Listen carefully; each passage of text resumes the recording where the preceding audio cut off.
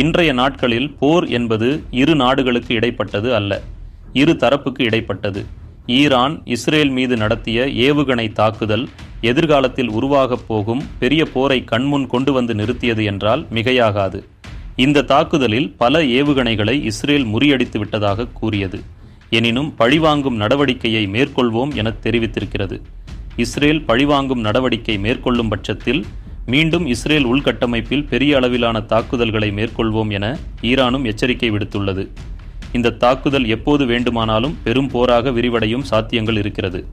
சரி, இந்த சூழ்நிலையில் எந்தெந்த உலக நாடுகள் இஸ்ரேல் மற்றும் ஈரானுக்கு ஆதரவளிக்கின்றன, அதன் பின்னால் உள்ள காரணங்கள் என்னென்ன என்று பார்க்கலாம். அமெரிக்கா. காசா மீதான படையெடுப்பு முதலே அமெரிக்கா இஸ்ரேலுக்கு ஆதரவளித்து பில்லியன் கணக்கில் நிதியும் வழங்கி வருவதை நாம் அறிவோம். ஈரானின் இஸ்ரேல் மீதான தாக்குதலை ஏற்றுக்கொள்ள முடியாதது என்று கூறியதுடன் உலக நாடுகள் ஈரானுக்கு எதிராக குரல் எழுப்பவும் அறிவுறுத்தியது அமெரிக்கா. இங்கிலாந்து. ஈரான் மேற்கு ஆசிய பகுதிகளை நீண்டகாலமாக அச்சுறுத்தி வருவதாகவும் இஸ்ரேலுக்கு தன்னை பாதுகாத்துக் கொள்ளும் உரிமை இருப்பதாகவும் பேசியிருக்கிறார் இங்கிலாந்து பிரதமர் கெய்ர் ஸ்டார்மர். பிரான்ஸ். ஈரானின் அச்சுறுத்தலிலிருந்து இஸ்ரேலை காப்பதற்காக மேற்கு ஆசியாவுக்கு படைகளை அனுப்பி வருகிறது பிரான்ஸ்.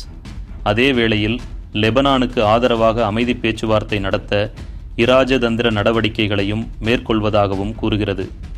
ஜப்பான். ஜப்பானின் புதிய பிரதமர் ஷிகெரு இஷிபா ஈரானின் தாக்குதல்கள் ஏற்றுக்கொள்ள முடியாதது என கூறியிருக்கிறார். அத்துடன் போரின் தீவிரத்தை தணிக்க அமெரிக்காவின் நடவடிக்கைகளுக்கு உதவுவதாக தெரிவித்திருக்கிறார். அமெரிக்காவின் நிலைப்பாட்டையே தொடர்கிறது ஜப்பான். ஜெர்மனி ஈரானின் தாக்குதலை கடுமையாக கண்டித்திருக்கிறது. மத்திய கிழக்கில் தீவிரமான போர் எழுவதற்கான அச்சுறுத்தலையும் சுட்டிக்காட்டியிருக்கிறது. ஆஸ்திரேலியா. ஈரானின் தாக்குதலை கண்டித்த ஆஸ்திரேலியா பிரதமர் அந்தோனி அல்பானீஸ் இஸ்ரேல் குடிமக்களுக்கு பெருமளவு பாதிப்பு இல்லாமல் காத்ததற்காக அமெரிக்காவை பாராட்டியிருக்கிறார். அதேவேளையில் ஈரானுக்கு ஆதரவாக இருக்கும் சில நாடுகள் எவை? துருக்கி அதிபர் ரெசெப் தைப் எர்டோகன் இஸ்ரேல் லெபனானில் மேற்கொண்ட கிரவுண்ட் ஆபரேஷனை வன்மையாக கண்டித்துள்ளார். ஆரம்பம் முதலே இஸ்ரேலின் இராணுவ நடவடிக்கைகளை ஐக்கிய நாடுகள் சபை தலையிட்டு நிறுத்த வேண்டும் என குரல் எழுப்பி வருகிறார். அத்துடன் தன்னைத்தானே பெரிய ஆளுமையாக நினைத்து கொண்ட ஹிட்லர் எப்படி நிறுத்தப்பட்டாரோ அதேபோல நெதன்யாகுவும் நிறுத்தப்படுவார் எனவும் பேசியிருக்கிறார். ரஷ்யாவும் ஈரானும் 20 ஆண்டுகளுக்கும் மேலாக கூட்டுறவில் இருக்கின்றன. ஈரானுக்கு ரஷ்யா ஆதரவளிப்பதில் கேள்விகளுக்கு இடமில்லை. ஏனென்றால் அமெரிக்காவும் ரஷ்யாவும் எப்போதுமே எதிரெதிர் துருவங்கள். ரஷ்ய பிரதமர் மிகைல் மிஷுஸ்டின் ஈரான் தலைநகர் தெஹ்ரானுக்கு பயணம் மேற்கொண்ட பின்னர்தான் ஈரான் ஏவுகணை தாக்குதல் நடத்தத் தொடங்கியது குறிப்பிடத்தக்கது. மேற்கு ஆசியாவில் அமெரிக்காவின் நடவடிக்கைகள் மிகப்பெரிய தோல்வியடைந்திருக்கின்றன என்று விமர்சித்திருக்கிறது ரஷ்யா. லெபனான்.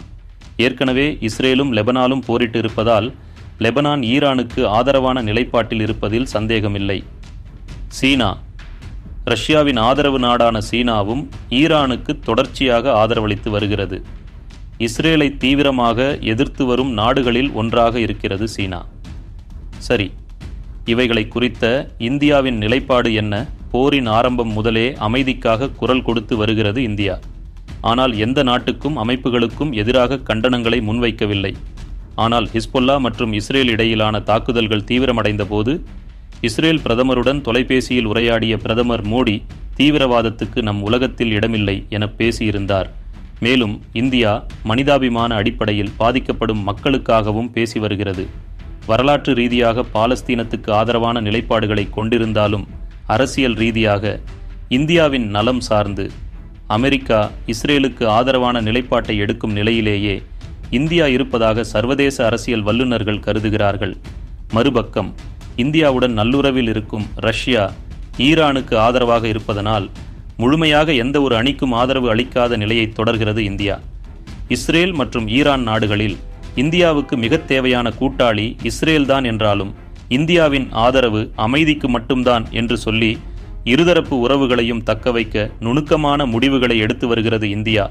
இதில் இந்தியாவின் இந்த நிலை வரவேற்கத்தக்கது. சரி, போர் என்று வந்துவிட்டாலே சாமானிய மக்கள் பாதிக்கப்படுவது வழக்கம். அதிலும் குழந்தைகள், பெண்கள், வயதானோர் பாதிக்கப்படுவதை கண்களால் காண முடியாத அளவுக்கு இருக்கும். இஸ்ரேலின் தாக்குதல்கள் ஹிஸ்புல்லா, ஹமாஸ், ஹவுதி என குறிப்பிட்ட அமைப்புகள் மீதே நடைபெறுவதாக கூறி வந்தாலும் பாதிக்கப்படுவதில் கணிசமானோர் சாமானிய மக்கள்தான் என்பது குறிப்பிடத்தக்கது. இஸ்ரேலுக்கு ஆதரவளிக்கும் நாடுகளுக்கு இஸ்ரேல் செய்யும் நவீன ஆயுத விற்பனை முக்கியம். ஈரானுக்கு ஆதரவளிக்கும் நாடுகளுக்கு ஆயில் விற்பனை முக்கியம். இப்படி போர்கள் எல்லாம் ஒவ்வொரு நாடுகளின் சுயநலன் சார்ந்து இருக்கிறது. இஸ்ரேல் மீதும் ஈரான் மீதும் எந்தவித மதச் சாயமும் பூச முடியாது.